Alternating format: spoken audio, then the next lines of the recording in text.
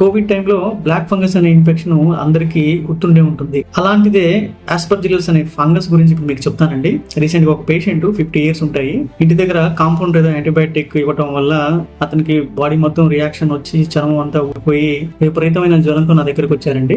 నా దగ్గరకు వచ్చిన తర్వాత మొదటి వారంలోనే జ్వరం తగ్గింది, కానీ రెండో వారంలో తీవ్రమైన ఆయాసము, దగ్గుతో పాటు కళ్ళలో రక్తం కూడా పడుతుండటంతో అనుమానం వచ్చి పరీక్షలన్నీ చేశామండి. ఆ పరీక్షల్లో అతనికి ఊపిరితిత్తులో ఆస్పర్జిల్లోసిస్ అనే ఫంగల్ ఇన్ఫెక్షన్ కన్ఫర్మ్ అయిందండి. జనరల్ గా ఫంగల్ ఇన్ఫెక్షన్ అన్ని కూడా ఆర్గానిజమ్స్ మైక్రోస్కోప్ లో చూసినప్పుడు ఫ్లవర్స్ లా కనపడుతూ ఉంటాయండి, కానీ వాటి వల్ల వచ్చే ఇన్ఫెక్షన్ అత్యంత ప్రమాదకరమైనవి. ఎందుకంటే అవి ఒక ఫైర్ లాగా అవయవాన్నే కాకుండా శరీరంలో ఉన్న మిగతా భాగాలకు కూడా స్ప్రెడ్ అయిపోయి ప్రాణాపాయం కలిగించవచ్చు.